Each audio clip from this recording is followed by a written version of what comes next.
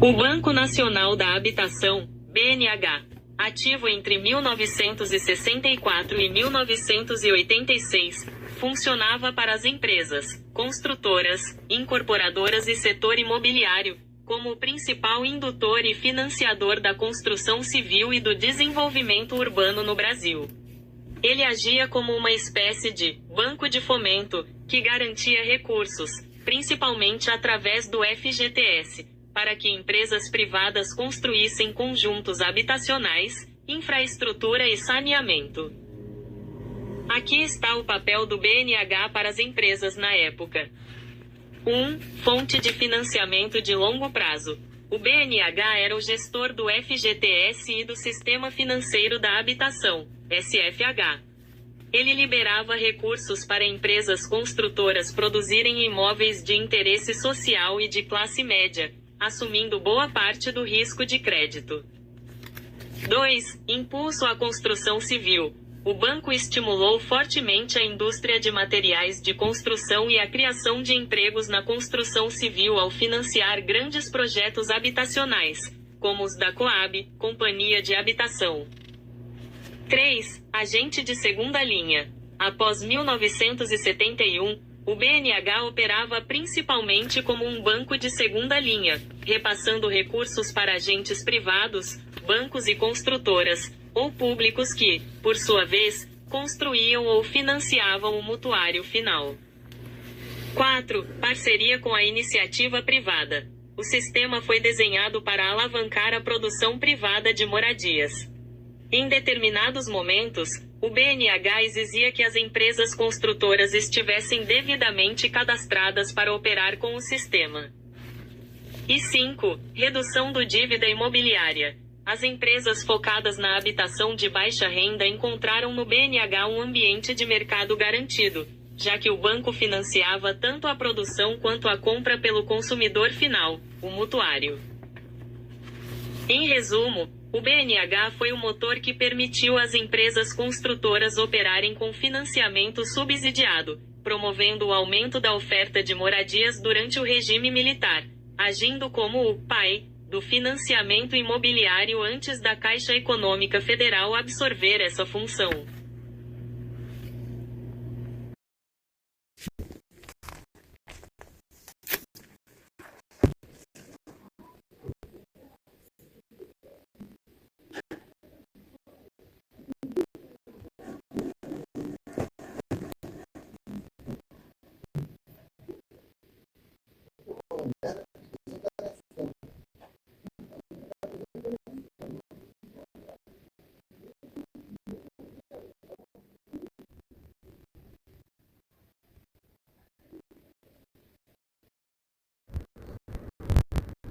Visando a moradia conjunta de 3 pessoas, presumivelmente o casal se separasse. A separação consensual com a manutenção de todos na mesma casa e condomínio, visando a moradia conjunta de 3 pessoas, presumivelmente o casal separado e um terceiro, como um filho, com uma configuração de copropriedade, é juridicamente possível, mas exige planejamento minucioso para evitar conflitos futuros. Essa modalidade é frequentemente tratada como uma forma de extinção de condomínio amigável, onde a propriedade continua compartilhada. Pontos fundamentais para viabilizar a situação. 1. Acordo formal. Divórcio extrajudicial. É recomendável formalizar o fim da união através de escritura pública em cartório, definindo a partilha do imóvel, quem detém qual porcentagem. 2. Regulamentação da convivência. O acordo deve prever as regras de uso da casa, áreas comuns, privacidade, para garantir uma convivência saudável. 3. Divisão das despesas. Definir claramente quem paga condomínio, IPTU, energia, água e manutenção. E 4. Cláusula de saída. Estabelecer um prazo ou gatilhos, no relacionamento de uma das partes, para a saída definitiva de um dos membros, caso a convivência se torne insustentável. Aspectos jurídicos e de propriedade. 1. Extinção de condomínio. A qualquer momento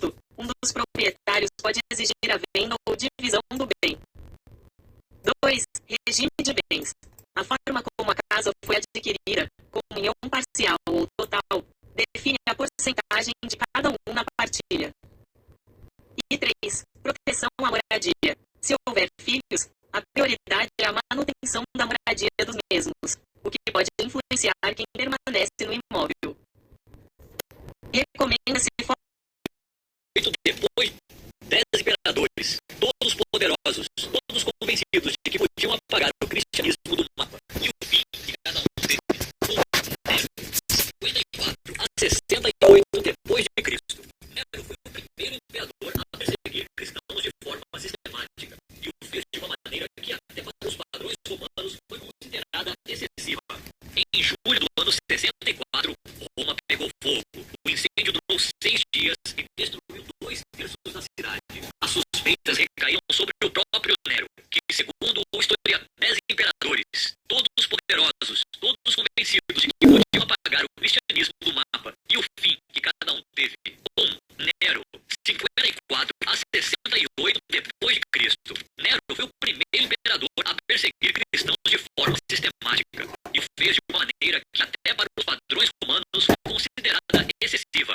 Em julho do ano 64, Roma pegou fogo. O incêndio durou 6 dias e destruiu 2/3 da cidade. As suspeitas recaíram sobre o próprio Nero, que, segundo o historiador Tácito, usou os cristãos como bode expiatório para desviar a atenção. O que se seguiu foi descrito pelo próprio Tácito, que não era cristão e não tinha simpatia pela nova religião, como uma crueldade que ultrapassou qualquer justificativa. Cristãos foram cobertos de peles de animais e atirados a cães.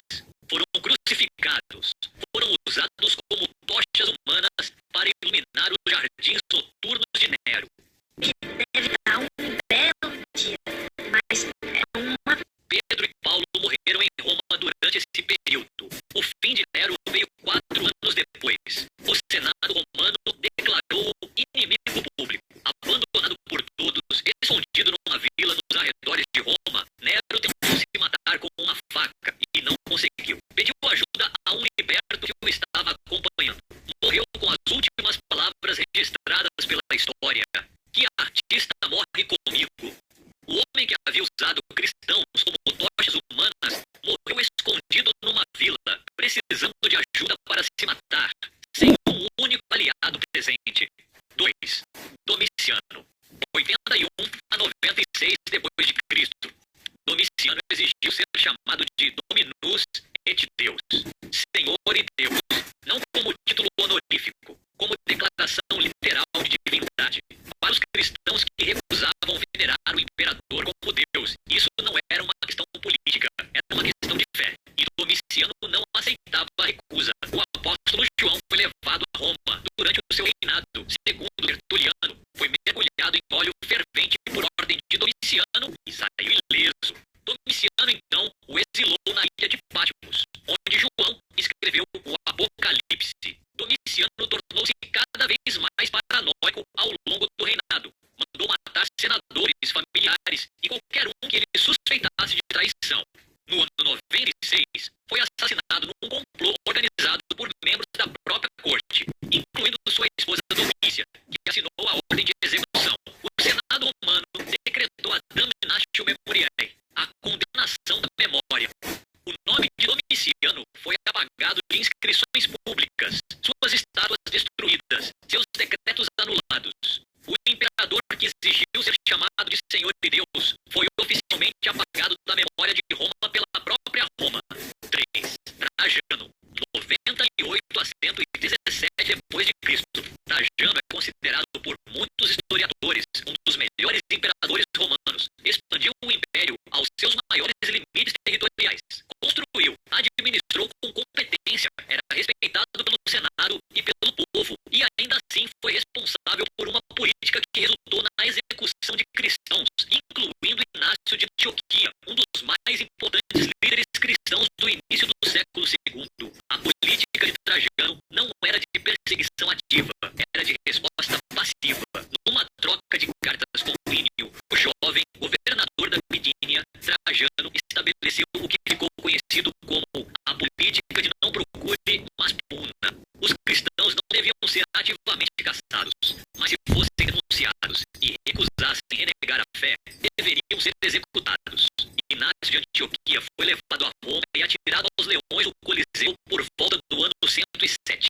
Nas cartas que escreveu durante o trajeto, cartas que sobreviveram até hoje, Inácio pede explicitamente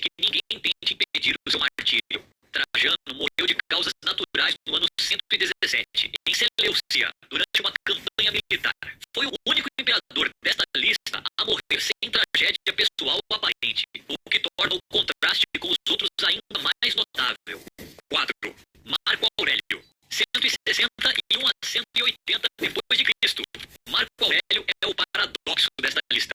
Era filósofo estoico, escreveu as Meditações, um dos textos filosóficos mais admirados da história ocidental, sobre virtude, autocontrole e indiferença ao sofrimento. Era rigoroso consigo mesmo e buscava a sabedoria acima do poder. E durante o seu reinado, cristãos foram mortos em todo o império. Marco Aurélio não era um perseguidor entusiasmado, mas também não protegia os cristãos. Os considerava fanáticos irracionais, que desafiavam a ordem social com sua recusa em participar dos cultos romanos. E quando as províncias enviavam cristãos para a execução, ele não intervinha. Os mártires de Lyon, em 177 depois de Cristo, são o exemplo mais documentado.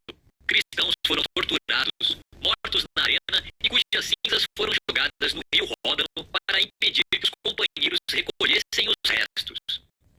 O fim de Marco Aurélio foi a grande ironia da sua vida filosófica.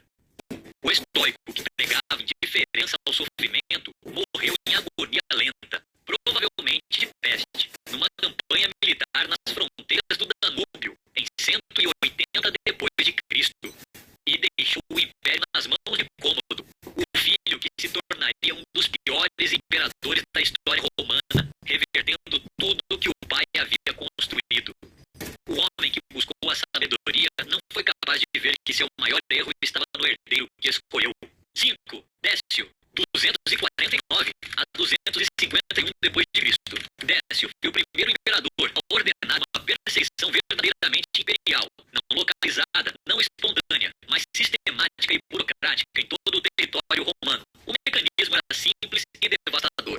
Todos os cidadãos do império deveriam realizar sacrifício aos deuses romanos e obter um certificado comprovando que o haviam feito. Os cristãos que recusassem seriam presos, torturados e executados. Os certificados físicos, chamados libelli, foram encontrados por arqueólogos no Egito. São um dos documentos mais perturbadores que sobreviveram da perseguição romana. Formulários burocráticos certificando que alguém havia renunciado à fé. O Papa Fabiano foi executado. Cipriano de Cartago fugiu. Orígenes foi torturado e nunca se recuperou completamente. O fim de Décio veio rapidamente e de forma humilhante. Em junho de 251, menos de 2 anos após iniciar a perseguição, Décio e seu filho foram mortos na Batalha de Abridos. Pela primeira vez na história romana, um imperador morreu em combate contra bárbaros. Seu corpo nunca foi encontrado. Afundou num pântano durante a batalha. O homem que havia criado o sistema burocrático para eliminar o cristianismo desapareceu num pântano 2 anos depois.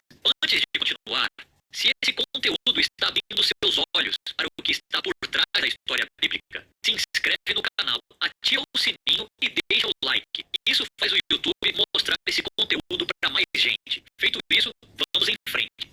Você participar de leilão de logística reversa das Casas Bahia dentro da plataforma do leilão, talvez, por exemplo, isso aqui, ó. Feito isso, vamos em frente. 6. Valeriano, 253 a 260 depois de Cristo. Valeriano retomou as perseguições com uma abordagem diferente de Décio. Em vez de perseguir todos os cristãos, mirou na liderança. Bispos, presbíteros e diáconos foram os alvos principais. O Papa Sisto II foi executado em agosto de 258. 4 dias depois, o diácono Lourenço foi morto numa grelha de ferro aquecida. E segundo a tradição, disse aos seus algozes que já estava cozido de um lado e que podiam virá-lo. Cipriano de Cartago, que havia escapado de Décio, foi executado desta vez. O fim de Valeriano é o mais dramático desta lista inteira. Em junho de 260, durante a batalha de Edessa contra o Império Sassânida, Valeriano foi capturado pelo rei persa Sapor I, tornando-se o único imperador romano na história a ser capturado vivo por um inimigo estrangeiro. O que aconteceu depois é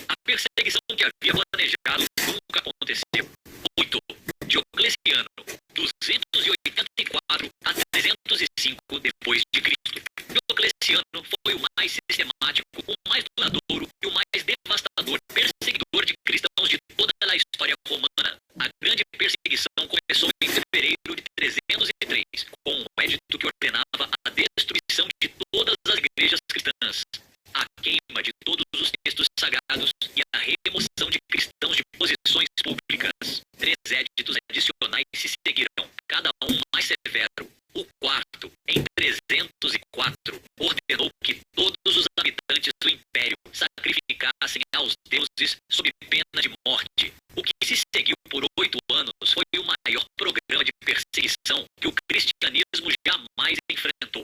Igrejas destruídas, escrituras queimadas, bispos executados, cristãos torturados em todo o território imperial. E então Diocleciano fez algo que nenhum imperador romano havia feito antes. Em 305, abdicou voluntariamente do poder. Retirou-se para um palácio em Split, na atual Croácia, e passou os últimos anos cultivando repolhos. Literalmente, quando antigos colegas o convidaram a voltar ao poder, respondeu que se vissem os repolhos que havia plantado, não insistiriam. Viveu para ver o Edito de Milão de 313, emitido por Constantino, que legalizou o cristianismo no Império. Viveu para ver tudo que havia tentado destruir, tornar-se oficialmente tolerado e depois dominante. Morreu em 312 ou 316. As fontes divergem. Provavelmente de doença, possivelmente de tristeza e isolamento. O maior perseguidor do cristianismo morreu cultivando repolhos enquanto assistia ao triunfo daquilo que havia tentado exterminar. 9. Galério. 305 a 311 depois de Cristo. Galério foi o arquiteto ideológico da grande perseguição de Diocleciano. Era ele quem pressionava o imperador mais velho a agir com mais dureza. Era ele quem acreditava genuinamente que o cristianismo era uma ameaça existencial à ordem romana. Quando Diocleciano abdicou, Galério tornou-se o homem mais poderoso do Ocidente. Continuou a perseguição com rigor. O fim de Galério é um dos mais perturbadores desta lista. Em 311, foi atacado por uma doença que as fontes antigas descrevem com detalhes horripilantes. Uma infestação de vermes no corpo, úlceras que se espalhavam, odor insuportável, decomposição em vida. Os historiadores modernos especulam sobre câncer, gangrena ou outra condição severa, mas a descrição nas fontes é consistente. Galério apodreceu vivo. Meses antes de morrer, em abril de 311, Galério emitiu o Edito de Tolerância de Nicomédia, reconhecendo que a perseguição havia falhado e concedendo aos cristãos o direito de praticar a fé. O homem que havia sido o principal motor da maior perseguição ao cristianismo assinou com as próprias mãos em decomposição o documento que a encerrou. Morreu semanas depois. 10. Hoje deve estar um belo dia, mas é uma pena que eu não... Morreu semanas depois. 10. Juliano, 361 a 363 depois de Cristo. Juliano é o caso mais singular desta lista. Não foi um perseguidor no sentido tradicional. Não ordenou execuções em massa. Não queimou igrejas. A sua estratégia era mais sofisticada e, de certa forma, mais fria. Juliano cresceu como cristão. Era sobrinho de Constantino, o imperador que havia legalizado o cristianismo, mas em segredo, gradualmente tornou-se pagão. Quando assumiu o poder, proclamou a restauração dos cultos pagãos e tentou reverter o avanço cristão no império. Proibiu cristãos de ensinar literatura e retórica clássica, porque como podiam ensinar textos que consideravam pagãos se não acreditavam nos deuses que eles celebravam? Foi uma medida cirúrgica cortar o acesso cristão à educação e à cultura que dava poder social. Retirou os privilégios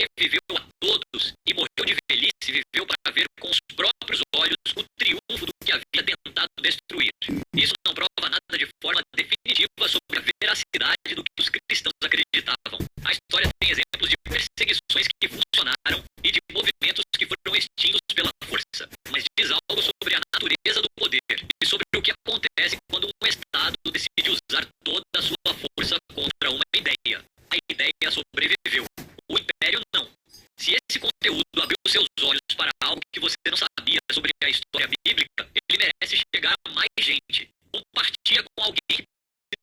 Os que mais causam.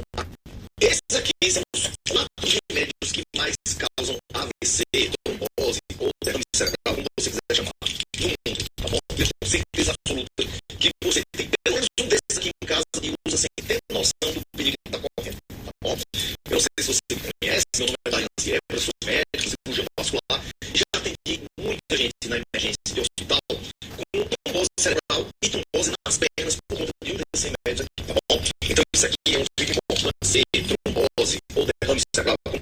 Esses aqui são os 4 remédios que mais causam AVC, trombose ou derrame cerebral, como você quiser chamar, no mundo, tá bom? Eu tenho certeza absoluta que você tem pelo menos um desses aqui em casa e usa sem ter noção do perigo que está correndo, tá bom?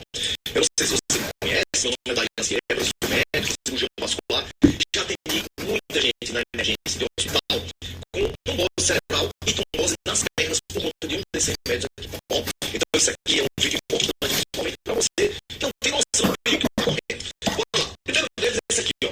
São os anti-inflamatórios, como, por exemplo, ibuprofeno ou diclofenaco, que você usa na dor no joelho, dor nas costas. Esse remédio inocente que você pega no bucho, sem receita médica, muitas vezes, aumenta a sua pressão arterial, pode prejudicar a função dos seus vasos e favorece a formação de coágulo, ou seja, do sangue coalhado nos vasos. Então, você usar isso aqui frequentemente para dor, principalmente dor crônica, principalmente quem já tem pressão alta, é um perigo silencioso. Bom, o segundo remédio é esse aqui, ó. São os anticoncepcionais hormonais. A mulher não quer ter filho, ela toma anticoncepcional, não vai ao médico, especialmente aqueles que têm estrogênio como etinistradiol. Essa substância, ela aumenta a coagulação do sangue, o sangue fica mais grosso, entope mais os vasos também do cérebro. Isso é perigoso mais ainda em mulheres que têm enxaqueca ou histórico de pessoas com AVC na família, tá bom? Terceiro remédio perigoso é esse aqui, que eu tenho certeza que você tem em casa. Descongestionante nasal. Tem gente que anda com isso no bolso, leva para viagem, tocando para desentupir o nariz, principalmente quando contém pseudoefedrina. Esses medicamentos, eles contraem os vasos do nariz para poder sair secreção.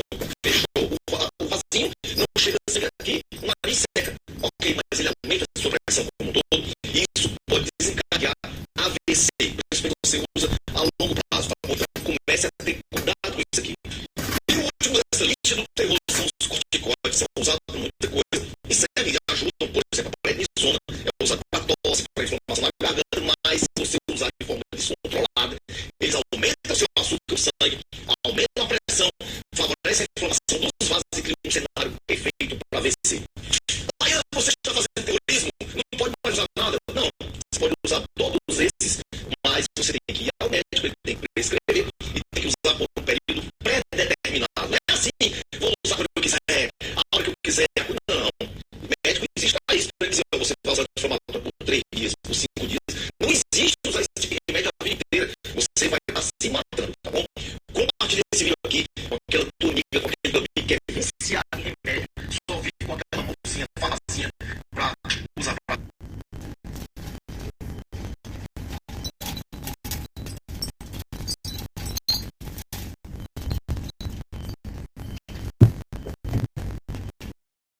Aí quando essa tinta, o mais perigoso da tatuagem não é a dor, nem a agulha, e muito menos o arrependimento. É o que você coloca pra dentro do corpo e fica lá. Pra tu ter noção, a tinta de tatuagem não é só corzinha, não. Muitas vezes tem metais pesados, tipo chumbo, arsênio, mercúrio, e quase ninguém sabe disso. Aí quando essa tinta entra na pele, o corpo se estranha, né? Vê como um invasor. Uma parte fica ali presa, por isso o desenho não sai. Mas outra parte pode sair viajando no corpo. Já tem tudo mostrando que pode ir pros gânglios, pro fígado e até a corrente sanguínea. E como esses pigmentos não foram feitos para ficar dentro do corpo, pode dar reação, alergia, e em casos mais raros, até os problemas mais sérios. E tem outro detalhe. Em vários países, a tinta de tatuagem é também recomendada assim. Ou seja, você pode estar carregando umas toxinas aí na pele a vida toda sem nem saber. Tatuagem é arte, isso é fato. Mas o corpo não é qualquer lugar para encher de químico sem pensar. Então, antes de meter a agulha, é bom ficar ligado e entender os riscos. Se isso te interessou, comenta assim e me segue